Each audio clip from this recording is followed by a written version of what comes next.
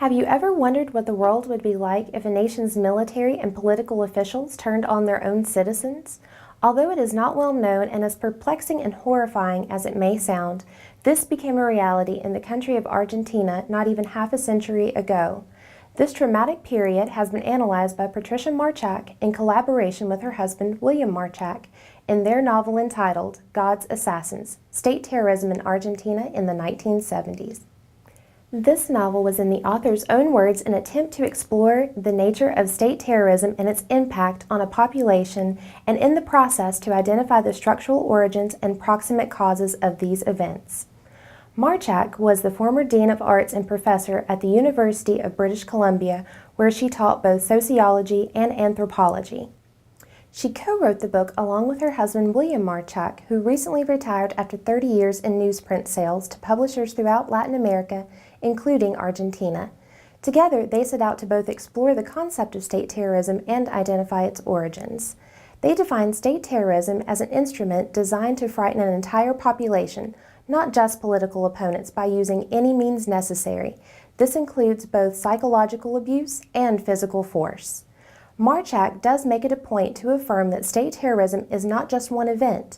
It is a gradual process which begins with the manipulation of the population into believing that the actions of the state are to benefit for the common good. In the case of Argentina, it was the use of military force against the spread of communism, particularly singling out the guerrillas, who were those opposed to the militaristic and fascist regime. Guerrillas were those engaged in irregular means of warfare and identified themselves as an independent unit. They were often labeled as communist and accused of spreading Marxist ideologies, which were a deep-seated fear during the era because of the Cold War. Argentina, along with the rest of Latin America, were feared to be part of the Third World, which were countries that were not allied with either capitalism or communism, and were feared that the country's government would sway toward communism. Many believed that the military was a necessity to eliminate the pending threat to bring stability and order to the tedious society. The military gained power after the first Peronist regime in 1955 after the military coup where Perón was exiled to Spain. The military soon became fully functional in politics, and any form of criticism against the military and their political regime was thought to be an act of defiance and led to paranoia and suspicion by political officials, which only increased when Juan Perón was brought back to power in the early 1970s. The paranoia of the government led to the victimization of more and more people as state terrorism held Argentine citizens in a chokehold, limiting their everyday lives. Anyone and everyone could become a target, and this unpredictability and fear paralyzed the population. Marchak spends a great deal of the book focusing on the Dirty War in Argentina.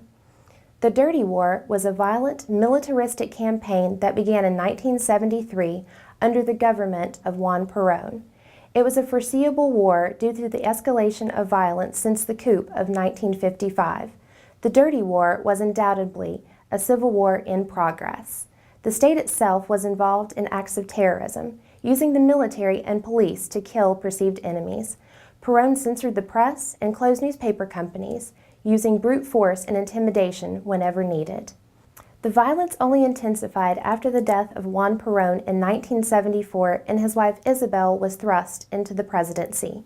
When Isabel came to power, she was without public support and facing a military coup to remove her from power. She thought that the only way that she could maintain her authority was through force and declared a state of siege to counter the guerrilla threat in the province of Tucumán. She annihilated them. Marchak talks about citizens not being able to go out of their homes if they were wearing the color green, in fear of being identified as being a guerrilla and murdered. Others were afraid to venture out in public without proper documentation of their identities because they were in fear of becoming a prisoner or worse, being killed by their own government for being a communist. The format of the book is well laid out, beginning with an introduction that attempts to provide a detailed historical background to what led to the emergence of state terrorism in Argentina, while also covering Argentina's historical origins, from the escalation of violence with Perón's rise to power and the ultimate repression. I found that in order to fully comprehend the introduction, the reader needs to have an extensive background of politics in Argentina, from the first Peronist regime up to Perón's second term after returning from exile. It is in this instance where the book picks up, otherwise it's very confusing for the reader as to why and how events took place. The book is interesting and engaging, although at times it's dry and reads like a scholarly dissertation. Each chapter has the author's views interspersed with eyewitness accounts of those who lived and fully experienced the hostility of the militaristic regime. Marchak interviewed over 100 individuals who were between the ages of 16 and 30 in 1975. For the book, individuals offered insights to all sides, both of the repressors and the oppressed. Marchak explains that she chose this age demographic because they were those targeted and could explain the impact of the terror in great detail. Although I understand why the demographic was chosen, I do think that it would have made for a more informative read to interview those who were both younger and older at the time to have a more well-rounded view that the impact of terror had over Argentinians, and perhaps they could have interviewed the financial elite to understand the economic downturn. The first-hand accounts engage the reader, but keep in mind that after 20 years, the experiences are undoubtedly foggy, and the details of the events could be biased depending on which side they are interviewing at the time. The one criticism that I do have for Marchak was when she was interviewing the former oppressors. She seemed to belittle them and was very demanding as she asked her questions. I wish that she would have not brought her emotions to the interview and was prejudiced with the way that she asked her questions and the way that she handled them. It made for an uncomfortable read, and all credibility was lost.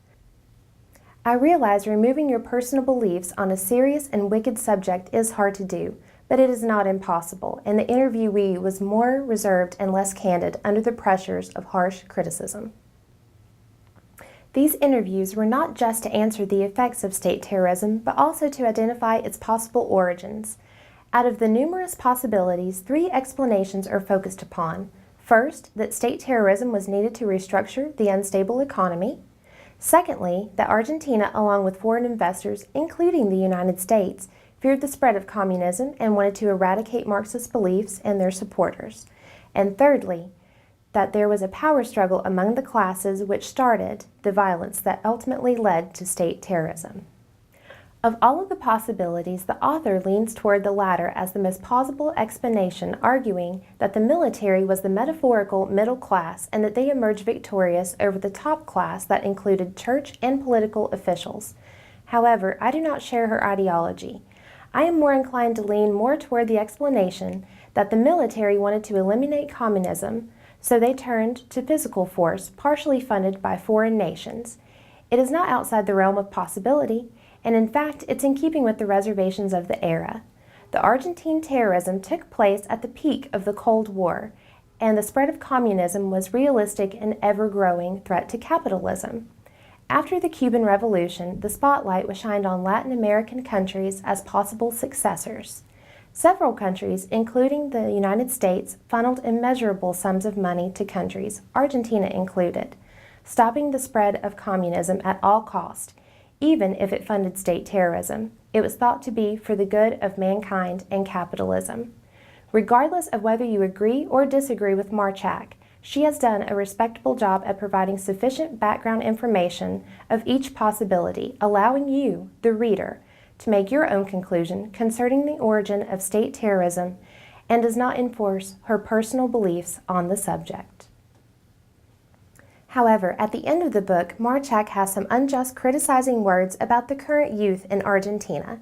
In her own words, she states that consumerism, not politics, is their passion, and consumption, not citizenship, motivates them. These views are at best an observation and not in the least factual. My response to the author is that it is important not to chastise the future generations and oversimplify their principles to portray them as this detached generation who has no appreciation of the trials that their parents and grandparents faced. It's offensive and degrading. History teaches us that actions, whether it's on a large or small scale, have an impact on following generations and future outcomes. Through history, we look to the past to explain the present and predict what the future may hold. Marchak's statement was an unethical and unfounded blow to the historical profession and discredited her, in my eyes, as an expert on the subject matter. And the book read of subjective, not objective from that point forward, and it made me question the biasness of the entire book. I know that I have had harsh criticisms for the book, but despite its shortcomings, I did find it to be an engaging read. The most memorable moments from the book came from the eyewitness accounts and are the most engaging and provide information from a primary source and not a secondary source. This book took an issue that was hidden in the shadows for decades and brought it to the forefront. MARCHAC has opened up new venues for analysis and discussion on the topic of state terrorism in Argentina.